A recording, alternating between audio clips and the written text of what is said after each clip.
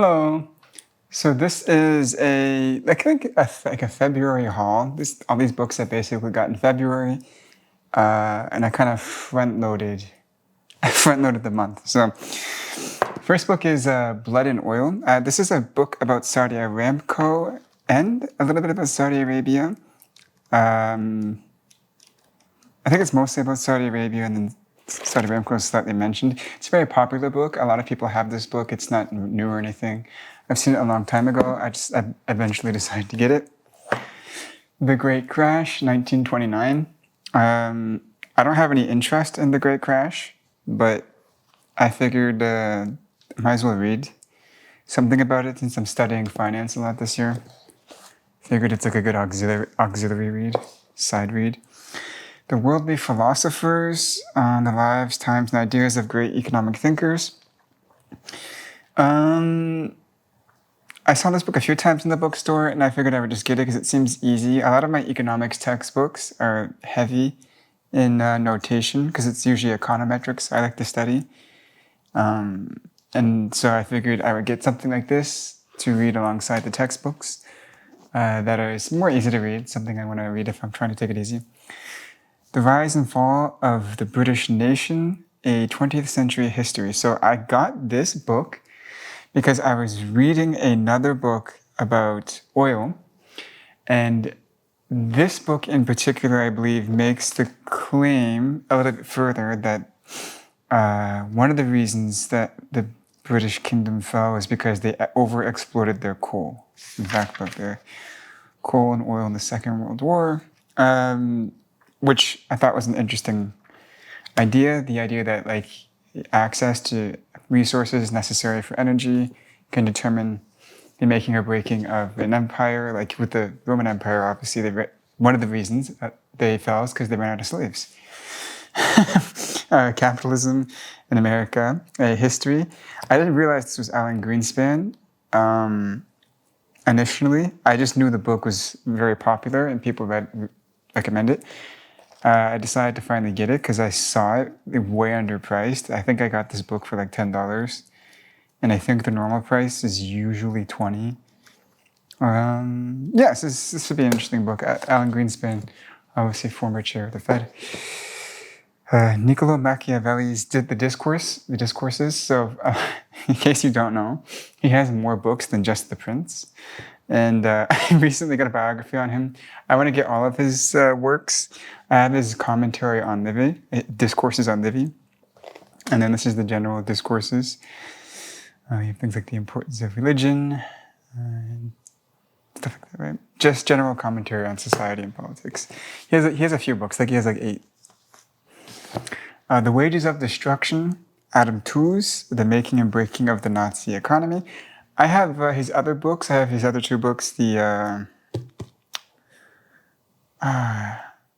can't remember. I can't remember the names of them, but I have them. I haven't read them yet. I just got this one because this is his only other book. This is the 3rd book of his, I believe. I believe he only has 3, so I decided to get this one.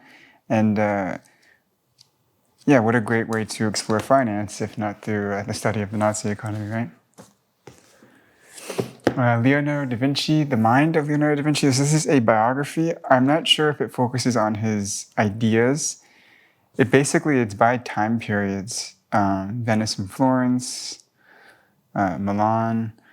I don't know if it's I'm a bit confused about the organization of this book, but Leonardo da Vinci is one of my favorite people. So I have a few biographies of him, and I think that's the 3rd one I now have. Europe Since Napoleon. This is a history book. It's a thick history book. It's actually a quite famous history book. And I finally got it because I saw, again, it was something that was usually double the price. And for whatever reason, I guess maybe people didn't update the price due to inflation. And so I bought the book. I don't think I'm going to read it anytime soon. This might be a book I read in 2 or 3 years from now. I'm being generous. The next one is Neil Ferguson, Doomed, The Politics of Catastrophe. This book I got basically because someone was in a bookstore and they took a photo and I saw Neil Ferguson. I was like, yeah, let me get that book for me. I believe the idea behind this book is to go over non-linear events, like events that only occur once, and how to manage them. Since you can't really since they're so unique, you can't model them, so to speak, and have like a preset plan. Joseph Stiglitz, Globalization and Its Discontents Revisited. I have his other two books, and I got this book because I have his other two books. To be honest, the subheader on this book, the Anti-Globalization in the Era of Trump, has me a little concerned because it's such a sensational subheader that I'm worried it will be devoid of data and just basically armchair economics. That's not what I know Stiglitz to be, so I'm sure it'll be good, but we'll see how it goes. The Inheritance of Rome, A History of Europe, from 400 to 1000. I watched the Roman history documentary, and I do have a Roman history section, but I was in a bookstore and I said, you know what, I'll get this anyways. I know nothing about it. Just thought the cover looked cool, and I figured, well, I like books. I like Roman history. Why not get a book on Roman history? So Ian Kershaw, Roller Coaster, Europe, 1950-2017. I don't think I've read any Ian Kershaw. I could be wrong, but I believe I haven't read any. And a lot of people like this author.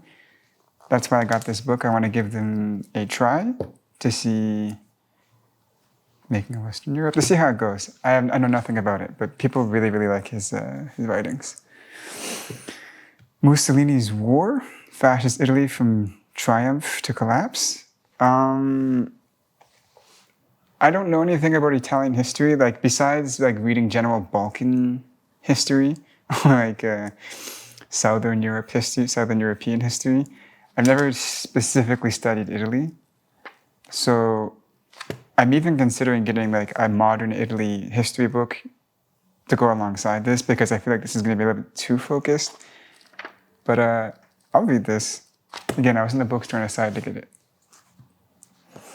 Now this next one is, I got this on purpose, Charles Darwin, The Descent of Man. I have another copy, but the other copy is a bit weird. I don't like the feel of it. And this one was relatively cheap. I think it was like $5. This is a pretty controversial book. Some people think that this is what Darwin was really working up to in his life, that the origins of the species was kind of like a sideline to this. This was supposed to be his magnum opus. He's supposed to argue, in his time, the question of origins was the real thing, especially as it relates to man. And so origin of the species was talking about how the origins of different species, but what he really wanted to talk about was the origins of man, because there wasn't an explanation at the time.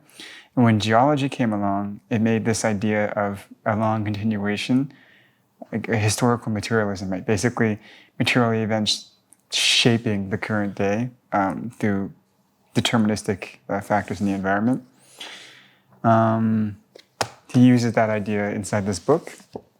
And there's actually another book here that he really likes, that he gets a lot of these ideas from, which is Principles of Geology by Charles Lyell. So geology was becoming a more mature science, and they really had this idea that the current physical representation of land today was shaped by events millions of years ago. That idea applied immediately to Darwin, and Darwin was reading this when he was on the Beagle. So I got this as well. Let's see how this goes.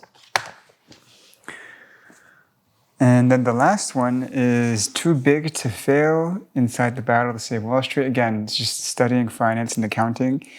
And usually both of those subjects when I'm reading textbooks are heavy in math. Accounting, surprisingly, not as much, but definitely with financial accounting, investment finance, more heavy in math. So I like to get books that are easier to read on the side, and not too demanding of my brain. So those are all the books I got this February. Let me know if you want me to buy any to read. And with that being said, bye-bye.